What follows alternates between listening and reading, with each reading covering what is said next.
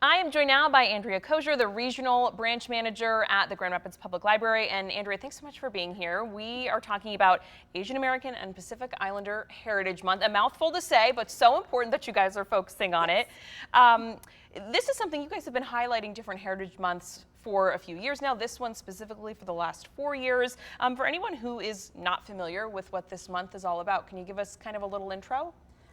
Yeah, it's nationally recognized Heritage Month, just where community members of Asian American or Pacific Islander heritage can find places in the community to help celebrate their culture, maybe learn a little bit about their history, and have others learn about their history and celebrate their culture as well. Yeah, and I mean, you guys do so many great events all the time at the library, so many different sorts of resources. Obviously, this is for the month of May that we're specifically highlighting this heritage, and you guys have had some great events already, and you have some more coming up.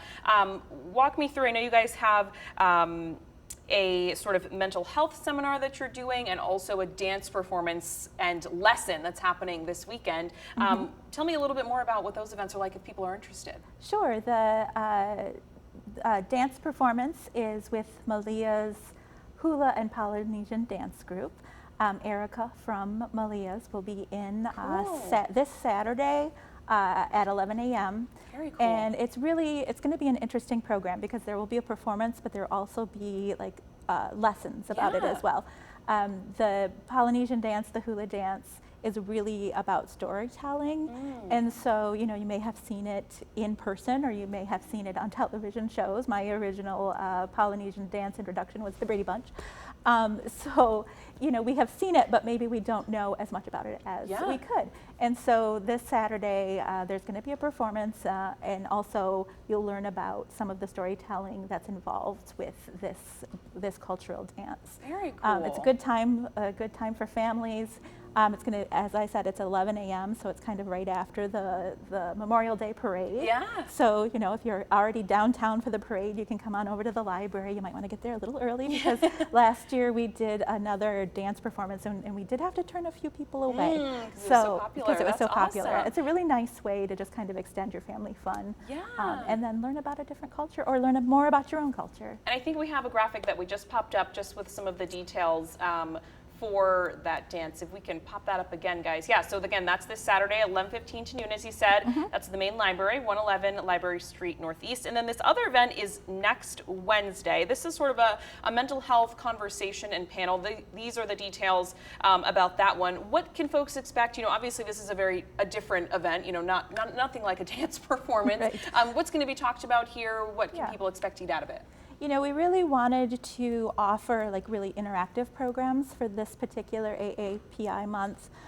You know, people could get involved in, you know, a dance lesson, or they could, you know, be involved if they want to in a discussion about mental health and some of the challenges that come with the model minority stereotype that a lot of Asian Americans and Pacific Islanders deal with. That can really get in the way of reaching out for mental health.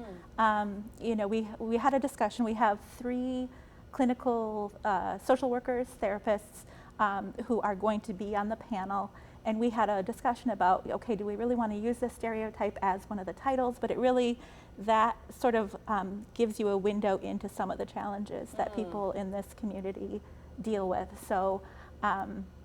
There's going to be, you know, like I said, 3 panelists. We're also having Eric Van from the Grand Rapids Asian Pacific Foundation will be our moderator.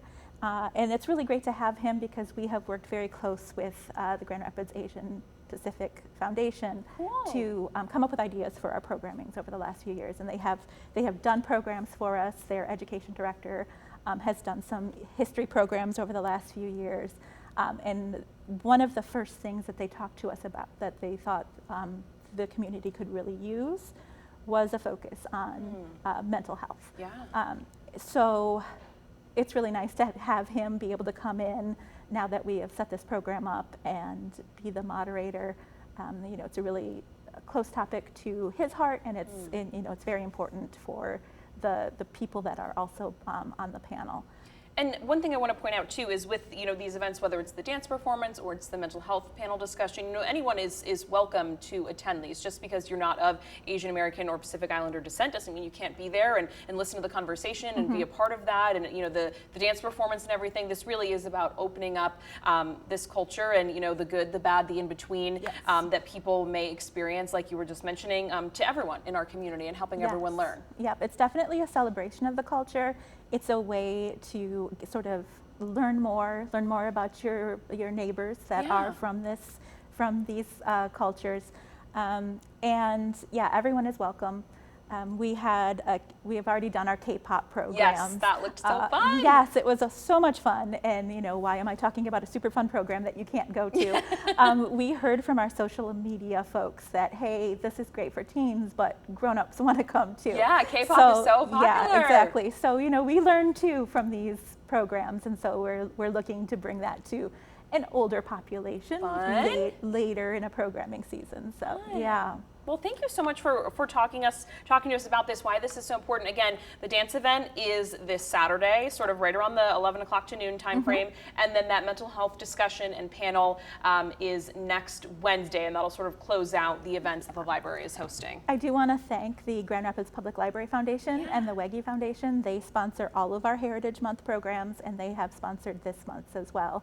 We really appreciate being able to bring these programs as a result of that. So great. Well, thank you so much for being here on Evening Plus and spreading the word about all these great events that are happening. Again, this Saturday and next Wednesday, if you'd like to join, we're going to take just a quick break, and then Blake will join us to talk about the very latest tornado count from the severe weather last week. We'll be right back.